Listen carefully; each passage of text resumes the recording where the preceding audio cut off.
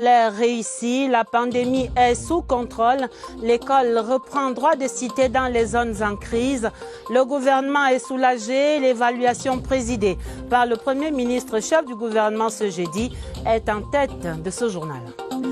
Rentrée 2020 avec le sourire pour les enfants déplacés et vulnérables. Ils reçoivent gratuitement 4 millions d'ouvrages depuis ce jeudi. Lancement de la distribution dans ce 20h30. Rentrée et circuler dans la ville de Bafoussam, véritable parcours du combattant en attendant la fin des chantiers ouverts et qui annonce déjà le nouveau visage de la cité. Nous irons à Bafoussam dans le dossier des régions.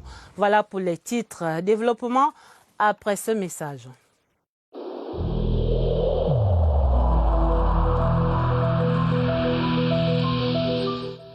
Il est essentiel que les mesures qui ont été indiquées soient absolument respectées par chacun de nous. Lavez-vous régulièrement les mains à l'eau et au savon ou à l'aide d'un gel hydroalcoolique. Restez à au moins 1 mètre de distance des autres personnes, surtout si elles toussent, éternuent ou ont de la fièvre. Si vous avez de la fièvre, de la toux ou des difficultés à respirer, consultez un médecin.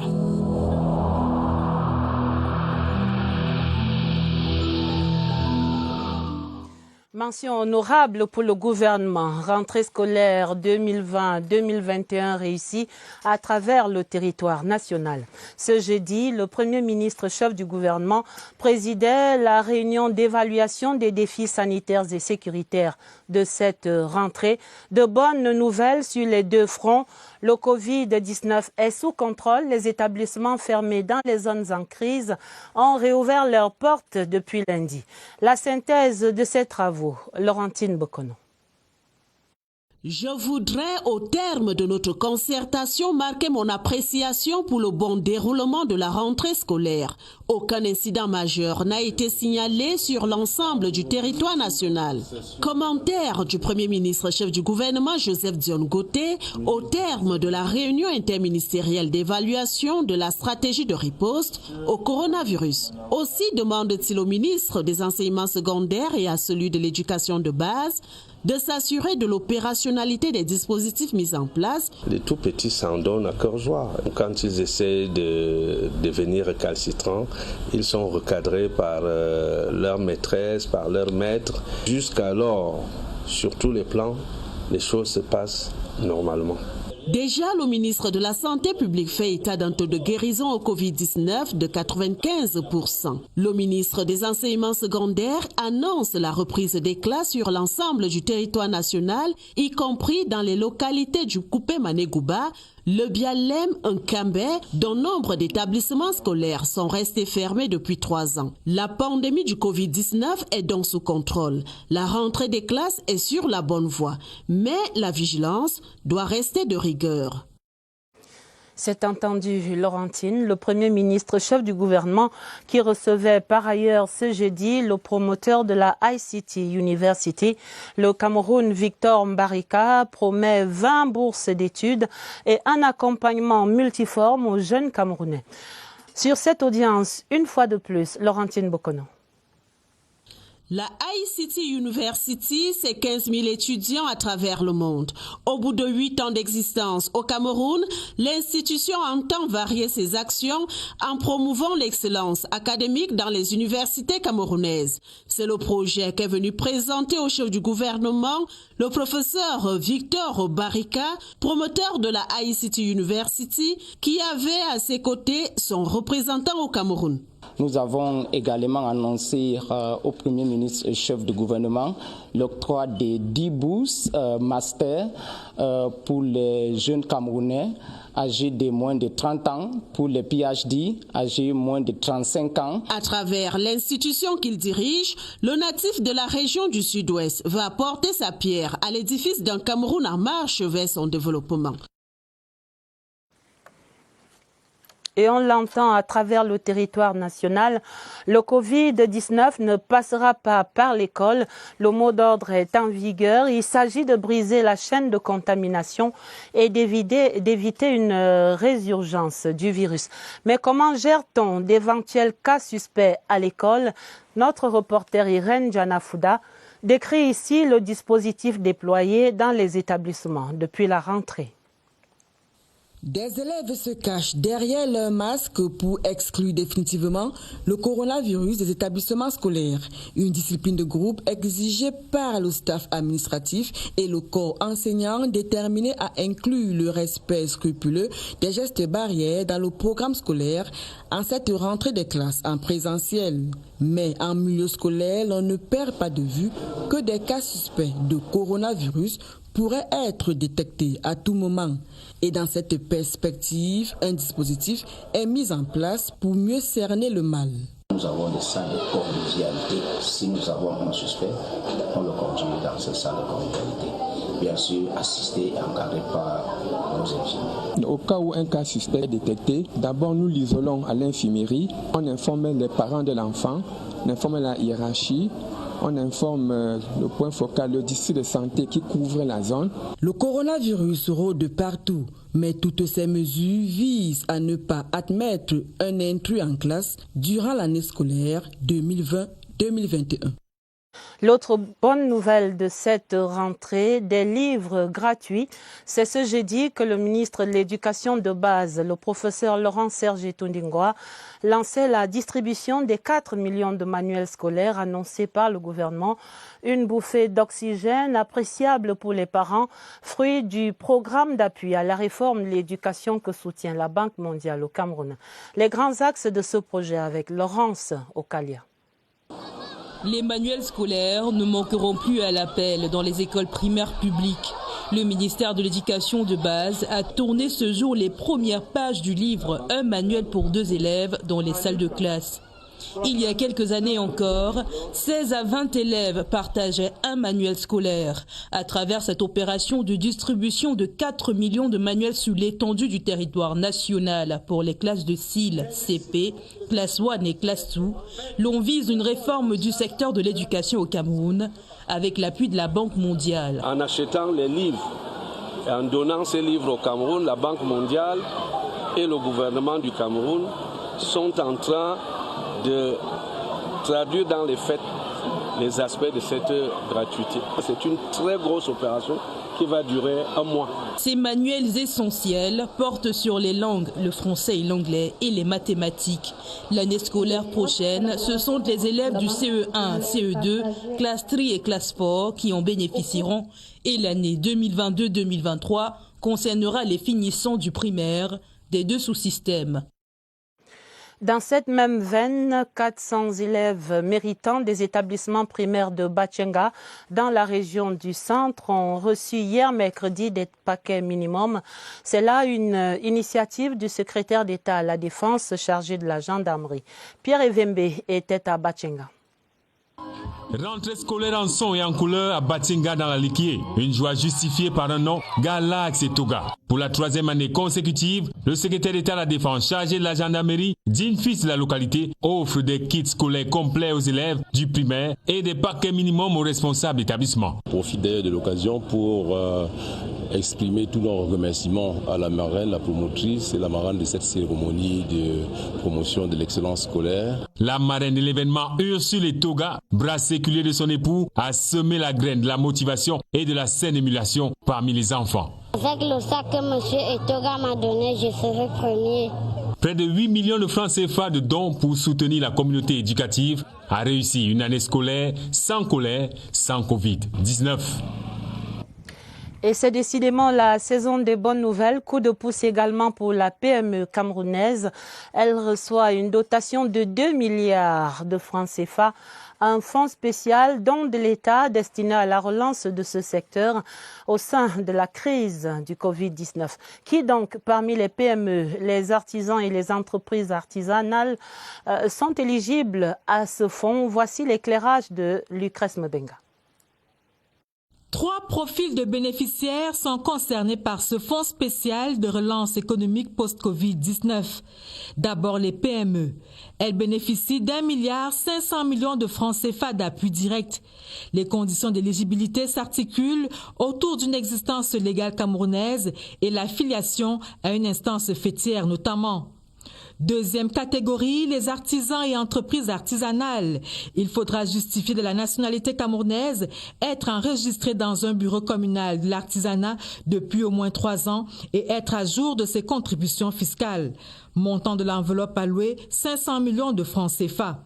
Ces conditions s'appliquent également pour l'essentiel à la catégorie organisation de l'économie sociale. Munis des guides d'accompagnement pour l'obtention de ces appuis directs, les délégués régionaux du ministère des Petites et Moyennes Entreprises ont pris langue avec le secrétaire général de ce département ministériel afin de finaliser les procédures de sélection des bénéficiaires de cette opération qui devrait redonner des couleurs aux PME envoyées aux urgences par le Covid-19.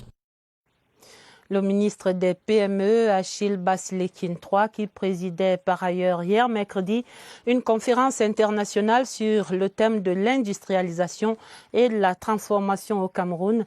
Une rencontre sur créer et fabriquer au Cameroun, c'est possible. Un appel du pied à l'ensemble des Camerounais ingénieux. À l'Université protestante d'Afrique centrale, voici le reportage de Étienne Pascal Azeg. Des images qui montrent, au fil du temps, le basculement du monde à l'intelligence artificielle. Des experts de la digitalisation présentent les avantages de l'ingénierie de pointe dans la transformation industrielle du Cameroun au cours de la rencontre scientifique à l'Université protestante d'Afrique centrale. L'intelligence artificielle est incontournable. L'intelligence artificielle est même déjà au cœur de nos vies. Il s'agit donc d'utiliser ces procédés d'un côté pour optimiser nos processus, pour optimiser notre rendement à travers de simples applications qu'une machine nous donne son état de santé. Un chef d'entreprise peut être chez lui et à travers son smartphone avoir donc toutes les informations sur sa production. Une révolution digitale qui serait plutôt un atout pour booster le secteur de la PME au Cameroun. La transformation de l'industrie locale à l'aide des technologies digitales appelle à la mutualisation des efforts entre les pouvoirs publics et les initiatives privées. Allons à Douala pour voir ces innovations sur le réseau électrique de la ville. Ce réseau sera bientôt renforcé par de nouveaux équipements. Il s'agit de 3 transformateurs de 60 mégavolt-ampères arrivés au port de Douala. Ils étaient réceptionnés hier mercredi par le directeur général de la Société nationale de transport de l'électricité, Victor Mbemi Inyanga. Le directeur général qui indique que ces transformateurs sont destinés au poste d'interconnexion de Logbaba à Douala. Retrouvons Roger. C'est Roger Itoté, je ne crois pas. Mais c'est notre reporter à Douala. Les 3 transformateurs 35 MVA, parmi tant d'autres, en service au point d'interconnexion de Logbaba, se sont révélés non seulement obsolètes, mais aussi dépassés en raison des besoins croissants en énergie électrique. C'est donc dans le droit fil du projet de rénovation du réseau de transport de l'électricité au Cameroun par la Sonatrel que ces 3 transformateurs 35 MVA seront remplacés par ceux de 60 MVA, 2 fois plus puissants. 3 transformateurs monofacés de 60 MVA, ce qui fait un total de 180 MVA pour remplacer le banc qui était déjà un peu défectueux de 105 MVA, soit 35 x 3.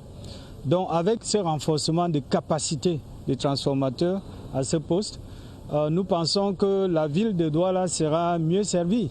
À date, 6 gigantesques transformateurs de grande puissance ont déjà été réceptionnés. Nous avons réceptionné avant 3 transformateurs de puissance. Cette fois-là, c'était 50 MVA. Nous les avons installés respectivement à Limbe, dans le sud-ouest, à Kondengui, à Yaoundé dans le centre et puis à Hala, toujours dans le centre.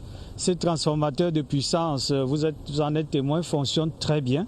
Et vous voyez que ça a aidé énormément à améliorer, n'est-ce pas, l'offre d'électricité dans la capitale politique du pays. Il s'agit donc de satisfaire les besoins des entreprises et des ménages.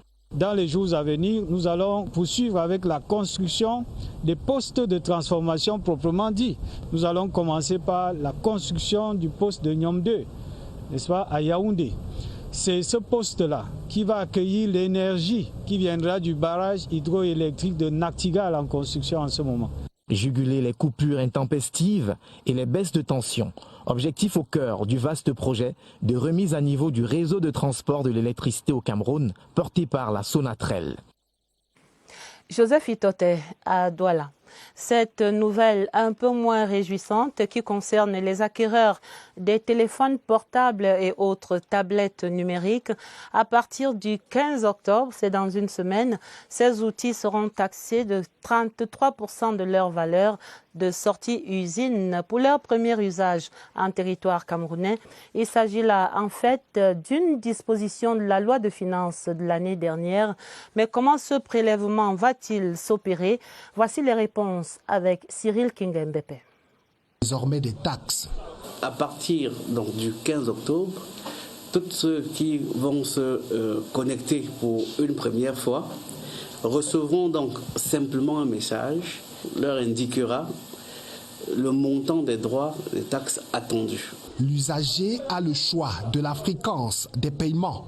Si le concerné dispose de suffisamment de crédit dans son téléphone, il pourra donc valider la première option.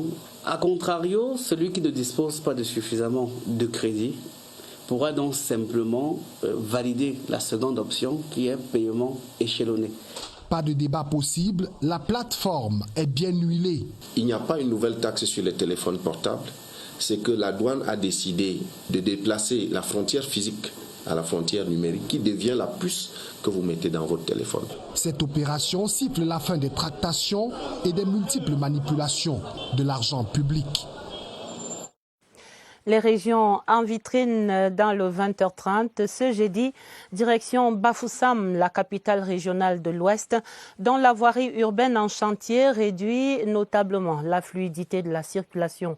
Notamment l'axe central, c'est celui-là même qui permet de traverser la ville de Bafoussam de part en part.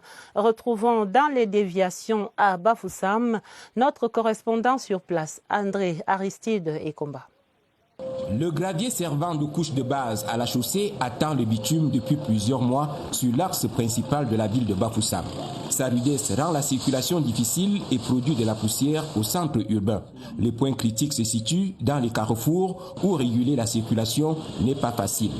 Ici, au marché A, par exemple, commerçants, automobilistes et piétons se mêlent et s'entremêlent comme les cheveux dans un peigne parce que sur les chaussées non revêtues, les obstacles sont nombreux. Arranger un côté, l'autre côté n'est pas bien.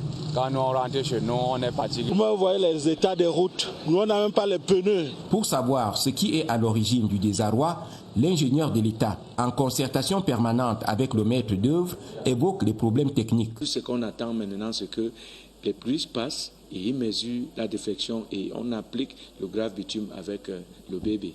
L'entreprise a pris toutes les mesures. Bien que chaque sectoriel ait joué sa partition, la situation reste critique sur le terrain qui présente beaucoup de dangers pour les usagers. Cependant, les travaux avancent et d'autres axes routiers déjà achevés font le bonheur des populations de la ville de Bafoussam, des artères qui changent d'ailleurs la physionomie de la ville. Stéphane Francky Kana, notre guide à travers Bafoussam. Ça circule sans encombre aujourd'hui à l'entrée de la ville de Bafoussam, au lieu dit agence.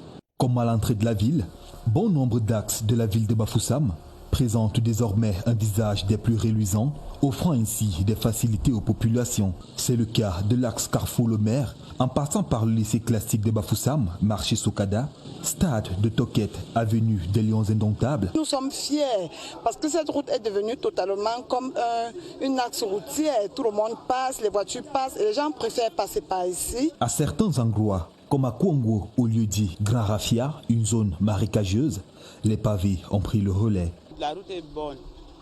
On marche bien maintenant sur la route si on part à pied. Et même les véhicules passent bien. La voirie urbaine du chef-lieu de la région de l'Ouest est en pleine réfection. La CAN 2022 va assurément trouver l'ensemble des voies de circulation de la ville de Bafoussam prête, rehaussant ainsi l'image de marque du Cameroun.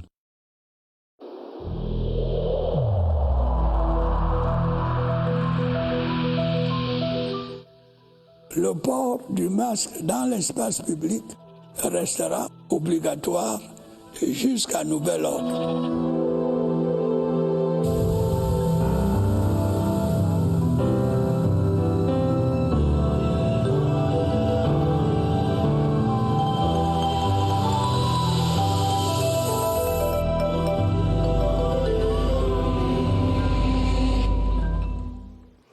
Les derniers échos du combat que mène le Cameroun contre le coronavirus, le point de presse de ce jeudi soir au centre des opérations des urgences de santé publique de Messa à Yaoundé révèle les chiffres de la riposte contre le Covid-19. 21 203 cas de maladies confirmées, 20 117 cas de guérison et 423 décès. Voilà les derniers chiffres. Première analyse avec Évariste Yenga et son invité qui nous attendent déjà à ce centre. Évariste, bonsoir. Bonsoir également au docteur Jeannette Epé. Que faut-il donc retenir ce soir de ce bilan?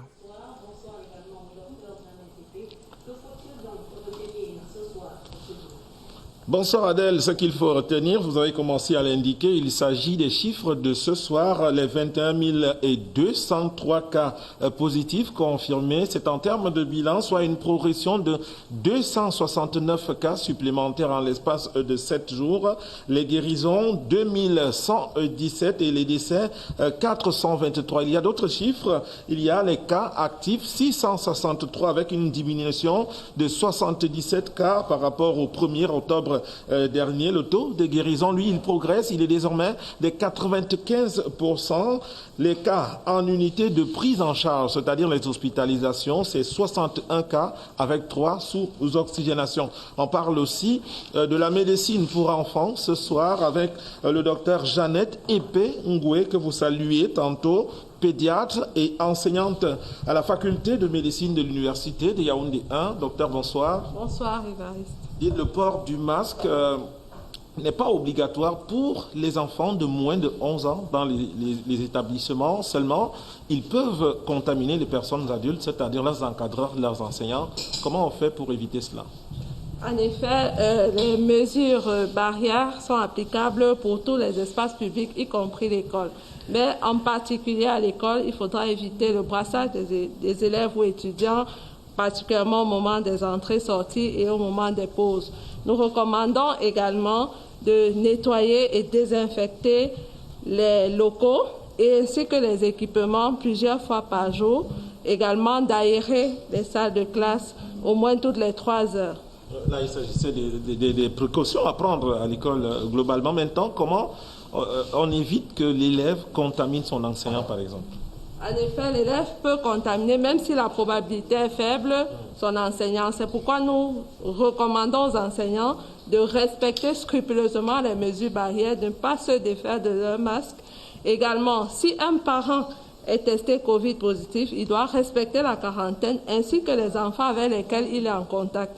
Maintenant, si un enfant présente un des signes suivants, la toux, la fièvre, le mal de gorge, mal de ventre ou diarrhée, il ne doit pas être amené à l'école, mais plutôt dans une formation sanitaire où il sera examiné et testé si nécessaire. Merci, docteur. Ça se voit, vous êtes entièrement dans votre élément. Je rappelle que vous êtes enseignante à la faculté de médecine à l'université de Yaoundé 1. Adèle, voilà l'essentiel à retenir ce soir. Merci Évariste, merci au docteur Jeannette Epé. Et sachez que les scientifiques camerounais continuent de chercher des solutions contre ce Covid-19. Certains d'entre eux recevaient des récompenses, des lauriers ce jeudi lors de la cérémonie de clôture de la semaine de l'Académie des sciences. Une cérémonie présidée par le ministre de la Recherche scientifique et de l'Innovation, le docteur Madeleine Tchouenté.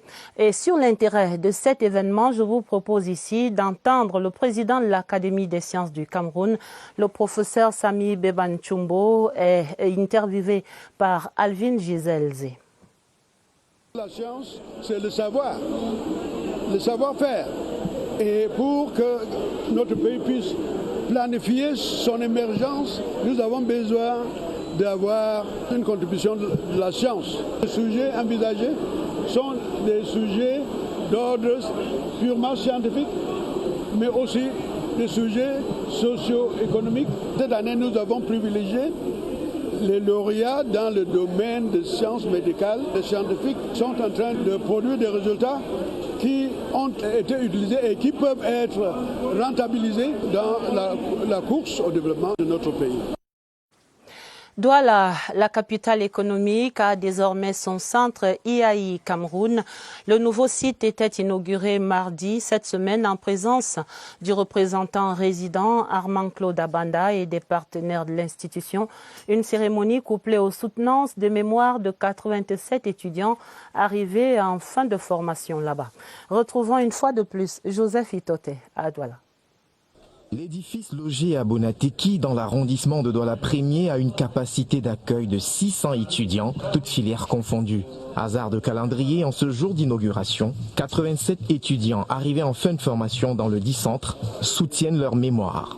La crise sanitaire mondiale et les solutions recherchées ont inspiré les travaux de recherche de quelques-uns d'entre eux. Le centre IAI de Douala porte à 22 le nombre de démembrements de l'Institut africain d'informatique à travers le Cameroun. Le centre de Douala a un rôle essentiel parce qu'il se situe dans la capitale économique. Il faut donc que l'informatique impacte sur le développement économique et sur l'initiative privée. Présent au centre IAI de Douala, le directeur de Dassault Systèmes France, Chaperon Pascal, et le professeur Mbansamba de Digital Transformation Alliance, tous partenaires scientifiques. La révolution numérique appelée de tous les vœux passera à coup sûr par l'émergence de nouvelles ressources humaines, spécialistes de l'innovation technologique et formées dans les grandes écoles. Je vous amène à Berne pour vivre la cérémonie d'au revoir à l'ex-premier conseiller à la mission diplomatique du Cameroun en Suisse, récemment nommé ambassadeur extraordinaire et plénipotentiaire de la République du Cameroun auprès du Royaume des Pays-Bas. Les au revoir à son Excellence Madeleine Legomou Ondoa, c'est une correspondance de Maxence Ancel.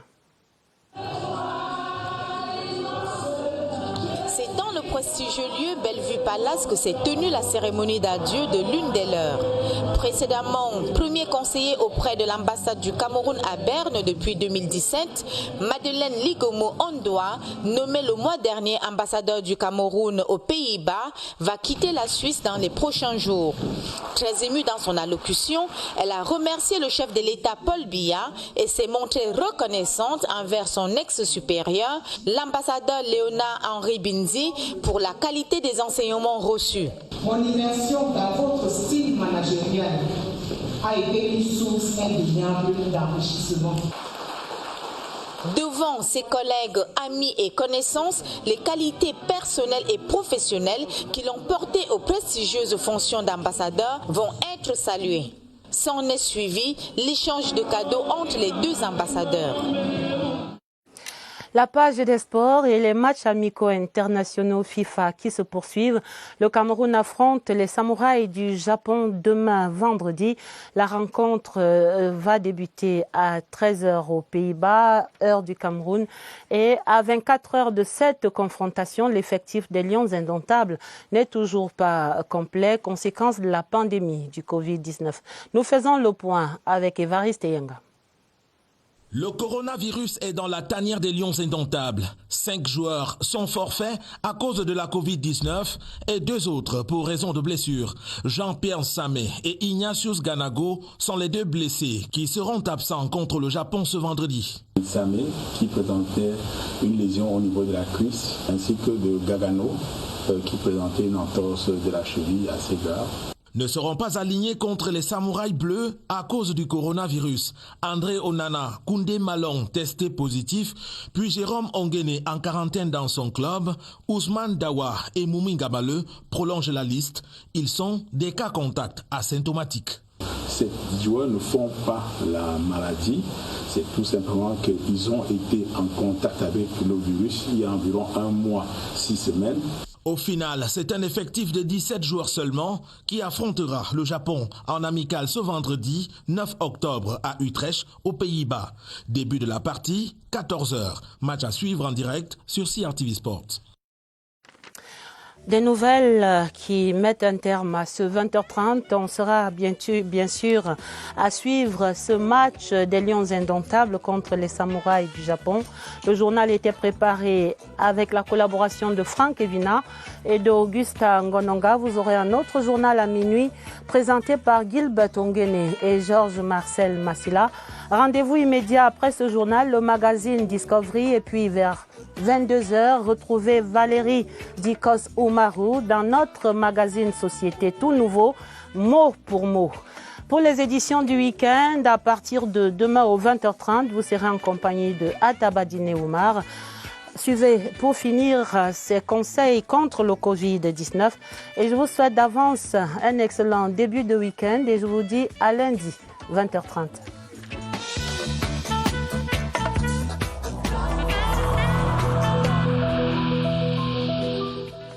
Évitons de stigmatiser ceux qui sont atteints par la maladie.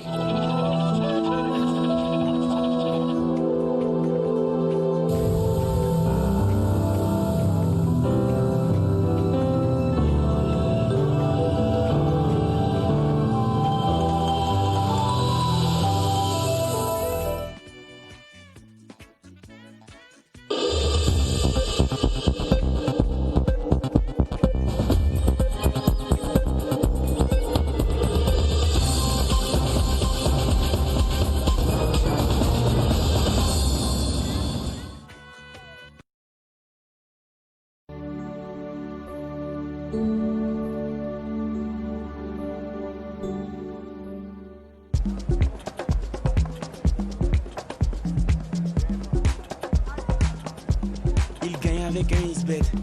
Et vous,